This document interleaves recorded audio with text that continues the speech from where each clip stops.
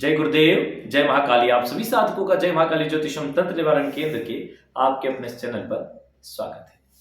हमेशा आप लोग ये विचार करते हैं कि कोई छोटे छोटे प्रयोग हो जिनसे कि हमें लाभ मिल सके, लेकिन इस चीज को समझ लें कि बहुत जो छोटे प्रयोग होते हैं वो बहुत कम बार हर किसी व्यक्ति पे काम कर पाते हैं।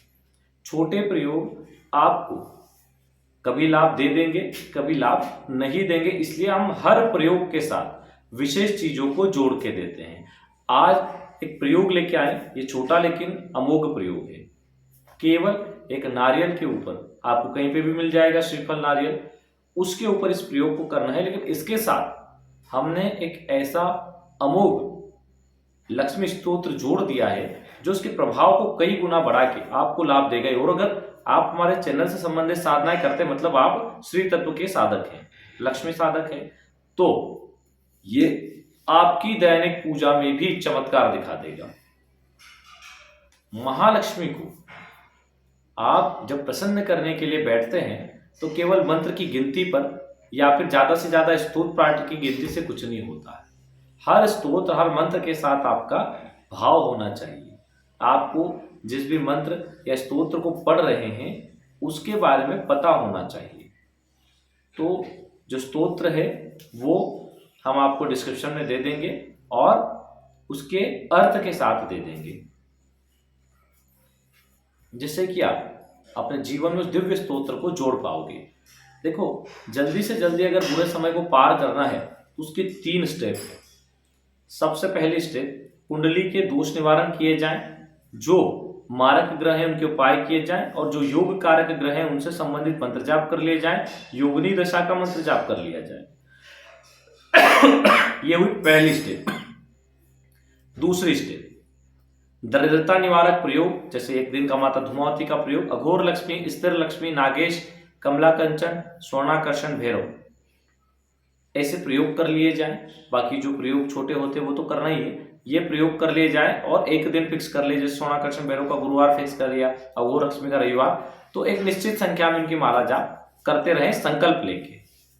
अच्छा, एक संकल्प की विशेषता बता देते हैं। एक विशेषता बता देते, पहले भी बहुत वीडियो में बताया है कि मांगना है तो भगवान से मांग लो, जितना मांगना है। बहुत परेशानी है तो उस भगवान से कैसे लोग मांगते, मांगने में बड़ा संकोच करते हैं। अरे, लोगों से मांगने में आपको संकोच नहीं, भगवान से कैसे मांगा जाता है ये हम बता देते कैसे मांगा जाता है। आप लोगों को मांगते नहीं आता है भगवान से, हाथ में जल लेके मांगा जाता है कि भगवान, जैसे धन से संबंधित समस्या है तो आपको बोलना पड़ेगा कि हे प्रभु, मुझे इतना धन दीजिए कि उससे मैं अपना और दूसरों का भी पोषण कर पाऊं, धन धर्म यज्ञ कर पाऊं। मुझे वैभव चाहिए, समस्त संसार का वैभव चाहिए, मुझे समस्त संसार का धन चाहिए, मुझे अत्यधिक मात्रा में धन चाहिए और उसको उपयोग सदुपयोग करने की बुद्धि भी चाहिए, उसे संभालने की शक्ति भी चाहिए, और उस धन से मैं धर्म, अर्थ, काम, मोक्ष को भी प्राप्त करूं, ऐसी स्थिति भी चाहिए। लेकिन मुझे धन बहुत सारा चाहिए, यह संकल्प होना चाहिए। अगर आप बहुत ज्यादा परेशान हैं दरिद्रता से, आपको बार बार बोलना चाहिए, बस धन चाहिए, आप तो हमें धन दो, किधर से भी आए धन, सहस्त्र लक्ष्मी की प्राप्ति हो, अष्ट लक्ष्मी की प्राप्ति हो, महालक्ष्मी की प्राप्ति हो, हमारे समस्त महालक्ष्मी प्रयोग, लक्ष्मी प्रयोग सिद्ध हो जाए और सब प्रकार से धन की प्राप्ति। बार बार उन चीजों का उच्चारण किया जाता है। हमने एक बार बात बताई थी आपको कि 2 तरह के बच्चे होते परिवार में, एक सीधा साधा जो कुछ भी दिला दिया बेचारा बैठ गया, और दूसरा होता उसको जो चाहिए वो बार बार जिद करता है, बार बार जिद करता है। घर वाले सोचते चलो यार से पीछा छुड़ा, कुछ तो दे दो इसको, तो 10 रुपए मांगे तो 2 रुपए तो मिल ही जाएंगे, लेकिन वो सीधा बैठ गया उसको कुछ नहीं मिलने वाला। तो भगवान के पास भी जिद्दी बच्चे की ज्यादा चल रहे, तो अगर आप जिद्दी बच्चे बन के उनसे मांग रहे हो, बार बार मांग रहे हो, तो कुछ तो मिल ही जाएगा। हल्के में मत लेना इस बात को। लेकिन मांगने का तरीका होता है, माँ ऐसा मांगा जाता दे दो दे दो, ऐसे नहीं मांगा जाता, देना ही पड़ेगा। जैसे माँ बाप से जिद करके बच्चा मांगता है, देना ही पड़ेगा, रो के, धो के, गा के, बजा के, नाच के, डांस करके, कैसे भी। कई लोगों ने भगवान को नृत्य के जरिए प्रसन्न कर लिया, कई ने गायन से प्रसन्न कर लिया, कोई ने मंत्र जप से कर, कोई ने रो रो के प्रसन्न कर लिया। तो कैसे भी जो विद्या आती है, आपको 4 में से कोई सी भी विद्या लगाओ और कर लो प्रसन्न। आपके संकल्प की पूर्ति हो जाएगी। तो लोग आजकल मालूम क्या होता है, उनमें अभिमान बहुत है, भगवान से मांगने में भी उनमें अभिमान है कि हम भगवान को कैसे बोले कि बहुत सारा पैसा दे दो, वहां भी उनका अहंकार का भाव है। अरे कोई औकात नहीं है हमारी, इंसानों के सामने औकात नहीं, भगवान के सामने क्या है। और दूसरों से मांगने में, लोन लेने में शर्म नहीं आती, तो भगवान से मांगने में क्या शर्म। मांगो, जो चाहिए वो खुल के मांगो और बार बार मांगो, रोज मांगो, खूब जिद करो, साधना भी, प्रयोग भी करते जाओ और जिद भी करते जाओ।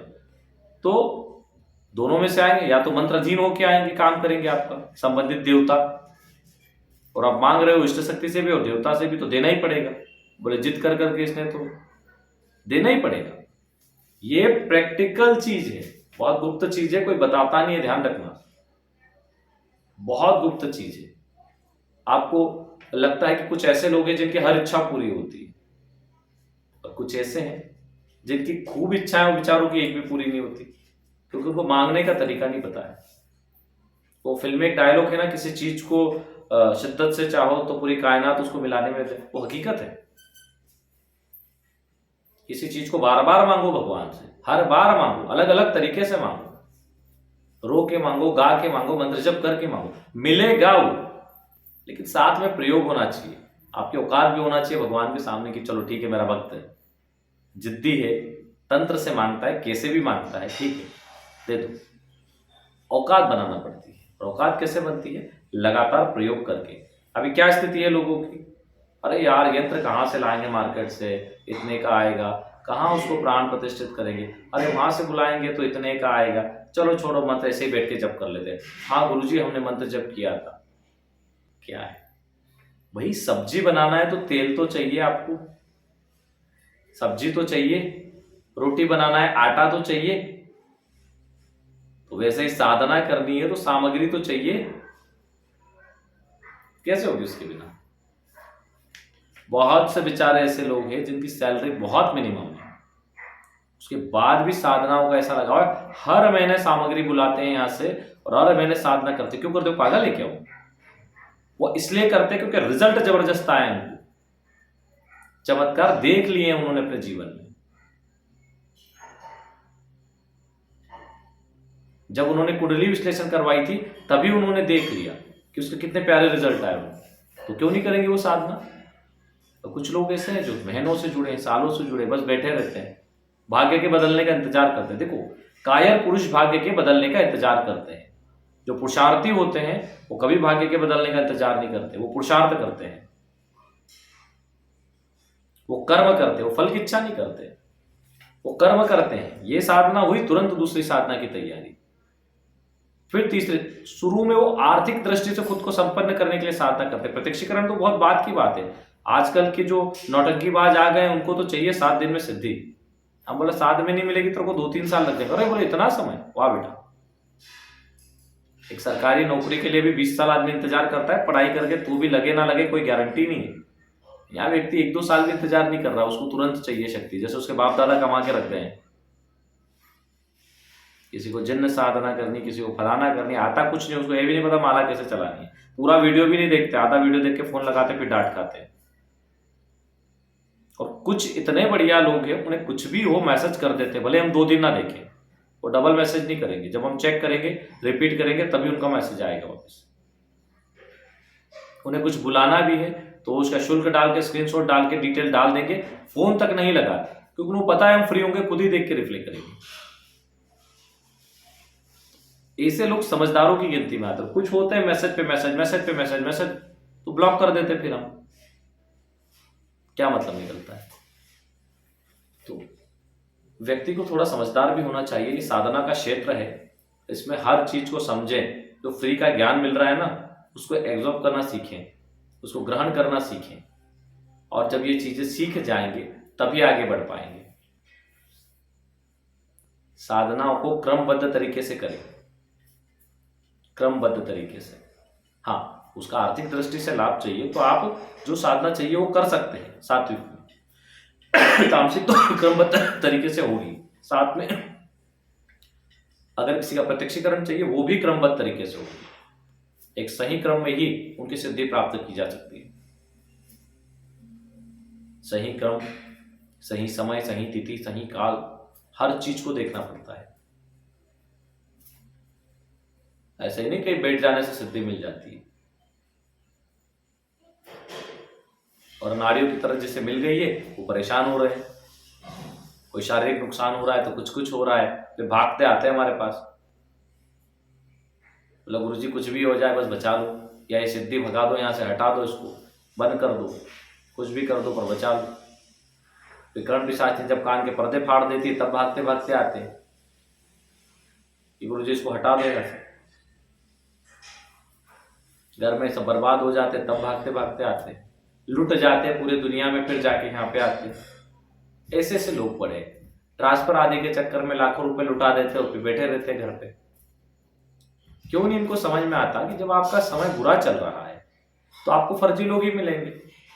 आपको अपने पुरुषार्थ और अपने सामर्थ्य पे भरोसा करना चाहिए, ना कि दूसरों के। कौन मूर्ख है जो सिद्धि करके आपको देगा? कौन मूर्ख है बताओ? सिद्धि करके देने नहीं वाला। हाँ, आपके अंदर क्वालिटी है तो एक बात अलग है, सवारी आदि आती है, वो एक अलग विषय हो जाता है। लेकिन आपको लगता है कोई सिद्धि करके प्रत्यक्ष सामने खड़ी करके दे देगा, लो ये तुम्हारी सिद्धि होगी, तो पागल है क्या? हमारे पास बहुत फोन आते हैं, सब हाथ जोड़े तुम लोगों के, जो होता ही नहीं है उसके लिए क्यों पीछे पड़े लोग, समझ नहीं आता। लाखों रुपए खराब कर रहे हैं, जीवन खराब कर रहे हैं, अपनी मेहनत की गाड़ी कमाई खराब कर देते हैं। क्यों करते हैं ऐसे लोग? उसके दो तरह के लोग होते हैं, एक तो लालची, उनको लालच है, और एक दूसरे आलसी खोर, उनको खुद नहीं करना है, उनको दूसरों से चाहिए। लेकिन वो ये बुद्धि ही नहीं लगाते कि भाई कोई अपनी सिद्धि क्यों देगा आपको। अभी आप हमारे पास आके बोलो हमें सिद्धि, तो हम अपनी सिद्धि देंगे क्या? पागल है? क्यों देंगे हम? कोई भी अपनी सिद्धि नहीं देता। ये सब बेवकूफ बनाने के काम है और लोग बनते भी हैं। तो अंधविश्वास पे ना पड़े। लोगों ने तो क्या है कि धर्म को खराब करने का बेड़ा उठा लिया है, अपने आप को सनातनी कहते हैं, और कोई सिद्धियां वो कर रहा है तो कोई कुछ कर रहा है तो लोगों को ठग रहे हैं। ऐसे बहुत से, और लोग भी ठगे जा रहे हैं। भाई हर कोई विश्वामित्र थोड़ी है कि, और आप राम जी थोड़ी हो कि आपको सिद्धियां ट्रांसफर करके दे देंगे। कोई ना कोई ब्रह्म ऋषि विश्वामित्र है, ना भगवान राम हो कि आपको सिद्धियां ट्रांसफर कर देंगे। होती है सिद्धियां ट्रांसफर, ऐसा नहीं होती, पर ना आप इतने काबिल हो, ना देने वाला इतना काबिल है। उसने कौन सी ब्रह्म ऋषि की उपाधि अर्जित कर ली जो आपको दे देंगे? तो वो कौन से सांदीपनी ऋषि और आप कौन से कृष्ण भगवान हो जो आपको सिद्धि दे देंगे? सब ढकोसले हैं। सिद्धि व्यक्ति स्वयं से ही प्राप्त कर सकता है, इस चीज को ध्यान रखें, चाहे कितना भी समय लगे, कितना भी समय, स्वयं से व्यक्ति सिद्धि प्राप्त कर सकता है। उसे किसी और की आवश्यकता नहीं होती, ना कोई उसे दे सकता है। हाँ, कोई रोड़े आ रहे हैं उनको दूर किया जा सकता है, कोई बंधन आ रहे हैं उनको काटा जा सकता है, कोई तंत्र बाधा, प्रेत बाधा, पितृ बाधा, वो सब दूर हो सकती है। उसके बाद ही सिद्धि के रास्ते खुलते हैं। और एक चीज ध्यान रखना, जब व्यक्ति के पास पैसा होता है ना, माया ऐसी होती है, ऐसी भ्रमित करती है कि उस समय उसको धार्मिक चीजें नहीं दिखती है, तंत्र आदि नहीं दिखता है। जब वो पूरा बर्बाद हो जाता है तब उसको ये सब चीजें दिखती है, और इन सब चीजों पे भागता फिरता है कि किसी प्रकार से मैं कुछ कर लूं, मुझे कुछ प्राप्त हो जाए तो मैं इस बाउंडर से निकल जाऊं। ये सब उसको बाद में याद आता है। अब बताओ, एक व्यक्ति के ऊपर कर्जा है लाखों करोड़ों रुपए का, वो व्यक्ति कहाँ साधना में ध्यान लगाएगा? पर उसको चाहिए प्रत्यक्ष सिद्धि। वो सबसे ज्यादा दुनिया में जल्दी उसको कर्जे से भी बाहर होना और वापस अमीर भी बनना, उसको प्रत्यक्ष सिद्धि चाहिए। अब जब तेरा ध्यान ही नहीं लगेगा तो कहां से सिद्धि मिलेगी? व्यक्ति को आर्थिक तौर पर सुदृढ़ होने की साधनाएं करनी चाहिए। आपने महीने में आप फिक्स कर लिया कि 20 दिन में सिर्फ साधना ही करूंगा ब्रह्मचर्य लेके, तो आदमी 11 दिन प्रत्यक्षीकरण की साधना करे, उससे पहले के 8-9 दिन या 7 दिन का संकल्प लेके आर्थिक स्थिति को ठीक करने वाली साधनाएं करे जो हमने बताई, और 11 दिन प्रत्यक्षीकरण की साधना करे। हर महीने 11 दिन ले ले तो बिल्कुल उसको सिद्धि होगी। तो 2 प्रकार से काम करने पे सिद्धियां जरूर मिलती है। ठगों से बचे रहें और अपने कार्य करें। आते हैं आज के प्रयोग पर। रवि पुष्य नक्षत्र, गुरु पुष्य नक्षत्र या किसी भी शुक्रवार को शुभ चौगड़िया देखकर एक जटाधारी श्रीफल या नारियल ले ले, जो बड़ा हो, पानी वाला हो। फिर उसको स्नान करवा के घर ले आए। स्नान शुभ चौगड़िया में ही घर भी लाएं, ये ध्यान रखें। किसी भी चीज को शुभ मुहूर्त में लाएंगे तो उत्तम फल की प्राप्ति होगी।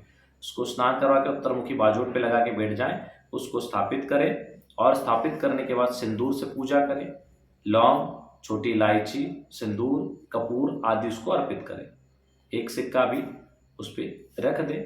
ओम श्रीम श्रीये नमः, यहाँ पे आपको स्क्रीन पे नहीं आएगा, बोल के बता रहे हैं, सुन लीजिए। ओम श्रीम श्रीये नमः, ये मंत्र है।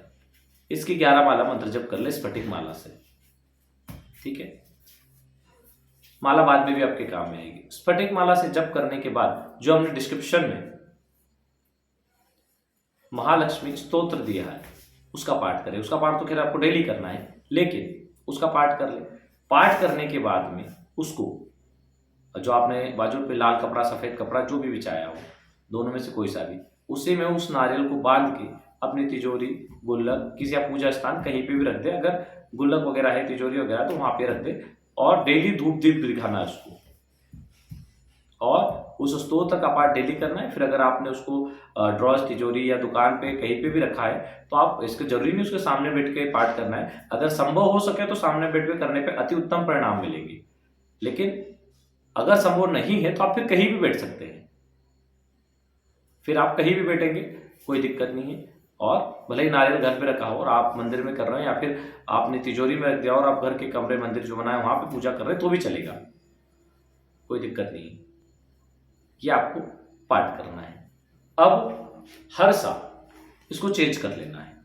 जो पुराना वाला है उसको विसर्जित कर दें और दूसरा वाला ले आए, लेकिन पुराने को विसर्जित करने से पहले पहले दूसरा वाला लेके आए, उस पर प्रयोग करके उसको रखें और फिर पहले दूसरे वाले को विसर्जित करके आए और ये वाला स्थापित करें। पीले वस्त्र धारण कर ले इसके पूजन में तो उत्तम है। घी का दीपक पूरे साधना काल में चलना चाहिए। जब मंत्र जप करे तो 1 माला गणेश मंत्र, 4 माला गुरु मंत्र और उसके बाद महालक्ष्मी मंत्र। पहली चीज, मंत्र जप में आपने साधना सामग्री रखी, पूजन कर दिया, दीपक प्रज्वलित है तो संकल्प भी ले लें। मंत्र जप से पहले संकल्प के अपना नाम, गोत्र आदि बोल के कि हम महालक्ष्मी प्रयोग से पर करने जा रहे हैं, पूर्ण रूप से सिद्धि की प्राप्ति हो, सद्गुरुदेव भगवान एवं माता महालक्ष्मी आज्ञा और आशीर्वाद प्रदान करें। ऐसा संकल्प लेके और फिर मंत्र जप करें। मंत्र जप के बाद में हाथ में पहले तो क्षमा प्रार्थना कर लें। मंत्रहीनम क्रियाहीनम भक्तिहीनम जनार्दन यत पूजितम मया देवी परिपूर्ण तदस्तु में आह्वानं न जानाम विसर्जनम पूजा चेव न जानामि क्षम्यन्ता परमेश्वरी पापहम पापात्मा पाप सत्पाप कर्मा त्राहि माम है महालक्ष्मी सर्व पाप हरो भव। त्राहि माम है विष्णु पत्नी सर्व पाप हरो भव। त्राहि माम है कमल निवासिनी सर्व पाप हरो भव। इस प्रकार माता से क्षमा प्रार्थना कर ले और क्षमा प्रार्थना के बाद हाथ में जल लेके स्तोत्र आदि पाठ करने के बाद में हाथ में जल लेके कहे कि माता हमने जो मंत्र जप स्तोत्र पाठ किया वो आपको अर्पण करते हैं, अर्पण वस्तु बोल के छोड़ दे। थोड़ा सा जल आसन के नीचे लगाए, अपनी इन 2 उंगलियों से टच करके आंखों को लगाए और 4 बार शर पे लगा के बोले शक्राय वशट, शक्राय वशट, शक्राय वशट। ठीक है, 4 बार सर पे लगाना है, बोलना एक ही बार है शक्राय वशट। हमने 3 बार बोला था कि आपको समझ में आ जाए, क्योंकि यहाँ लिख के कुछ देने वाले नहीं है। तो जो इसका स्तोत्र है वो डिस्क्रिप्शन में हम दे रहे हैं, उसको करें। बड़ा ही चमत्कारिक स्तोत्र है, आपको कहीं और मिलने वाला नहीं है। ठीक है, शायद ही किसी को सदगुरुदेव से प्राप्त किसी पत्रिका में मिल जाए या फिर सदगुरुदेव के किसी शिष्य से मिल जाए, क्योंकि इसकी प्राप्ति हमें इस स्तोत्र को हमने इसमें अलग से जोड़ा है। इस स्तोत्र की प्राप्ति में सदगुरुदेव के एक शिष्य हैं डॉक्टर साधना सिंह आदि, और उन्हीं की पत्रिका साधना सिद्धि विज्ञान से मिला है। तो बहुत पुराने शिष्य हैं सदगुरुदेव के, तो उनकी एक पत्रिका चलती थी बहुत पहले, अभी तो नहीं देखने में आई है, और उसी से ये स्तोत्र हमने लिया है। तो वो स्तोत्र अर्थ सहित हमने डिस्क्रिप्शन में डाल दिया है, आप वहां से इस स्तोत्र को लेकर इसका पाठ करें, प्रतिदिन पाठ करें। और अगर व्यक्ति ज्यादा परेशान है तो एक बार अर्थ पढ़ ले, फिर बार बार अर्थ पढ़ने की जरूरत नहीं है, आप केवल स्तोत्र का पाठ करें। आप इसका अनुष्ठान भी कर सकते हैं। इस स्तोत्र का 500 स्तोत्र पाठ का, 108 स्तोत्र पाठ का, 1008 स्तोत्र पाठ का, जैसा भी संकल्प लेके 41 दिन 21 दिन का करें, आप कर सकते हैं। ब्रह्मचर्य पालन, एक समय भोजन और बिना लहसुन प्याज का भोजन, इस चीज़ का ध्यान रखें। बहुत से लोग हैं जो बोलते हैं कि साहब बिना लहसुन प्याज हम क्या करें, हम तो होटल में खाते हैं, बाहर रहते हैं, अकेले रहते हैं, तो ठीक है, उनके लिए कोई दिक्कत नहीं, वो लहसुन प्याज ले सकते हैं क्योंकि उनकी समस्या है स्तोत्र में, अन्य साधनाओं में नहीं। तो इस चीज़ को ध्यान रखें। हालांकि आजकल तो बहुत सारे होटल हो गई है जहाँ पे लहसुन प्याज के बिना भी मिल जाता है, आप मना कर देंगे तो आपके लिए नहीं बनाएंगे। तो जहाँ तक हो सके ज़्यादा से ज़्यादा अच्छा करने की कोशिश करें अपनी साधना में। चलिए आज के लिए इतना ही। वीडियो के डिस्क्रिप्शन में आपको स्तोत्र भी मिल जाएगा और साबर साधनाओं से संबंधित जो हमारा चैनल है उसकी लिंक भी मिल जाएगी। उस लिंक के माध्यम से आप हमारे साबर साधनाओं वाले चैनल पर जाकर वहाँ से साबर मंत्रों की विशिष्ट साधना विधियाँ प्राप्त कर सकते हैं। साथ में जो व्यक्ति अपना कुंडली विश्लेषण करवाना चाहते हैं, अपना नाम, जन्म तारीख, जन्म का समय, जन्म स्थान एवं कुंडली विश्लेषण शुल्क 501 रुपये, वह फोन पे, पेटीएम कुछ भी करे, या अकाउंट नंबर दिया हुआ रहता है हर वीडियो के डिस्क्रिप्शन में। इसमें शायद ही दे पाएंगे क्योंकि इसमें सीमा खत्म हो जाएगी शब्दों की, क्योंकि स्तोत्र बड़ा है। तो आप किसी अन्य हमारे वीडियो से ले सकते हैं अकाउंट नंबर, या दिए गए नंबर पे फोन पे, पेटीएम कर सकते हैं और उसका स्क्रीनशॉट साथ में व्हाट्सअप करें। 2-3 दिन में नंबर आता है। जो लोग डिटेल नहीं है वो लोग ऑरा स्कैनिंग करवा लें। ऑरा स्कैनिंग क्या होती है, सर से पैर तक की अपनी फोटो भेज दें। पुरुष है तो सीधे हाथ की हथेली की और स्त्री है तो उल्टे हाथ की हथेली की। सर से पैर तक की फोटो जब भेजे तो उसमें जूते, चप्पल, अंगूठी, ताबीज नहीं पहनना है, कपड़े पहनना है। फोटो भेज दे, उसका शुल्क 1100 रुपये, वो डाल के उसका स्क्रीनशॉट व्हाट्सअप कर दे, उससे भी आपको डिटेल सारी मिल जाएगी। इस प्रकार आप अपना ऑरा स्कैनिंग आदि करवा सकते हैं। चलिए आज के लिए इतना ही। जय गुरुदेव, जय महाकाली।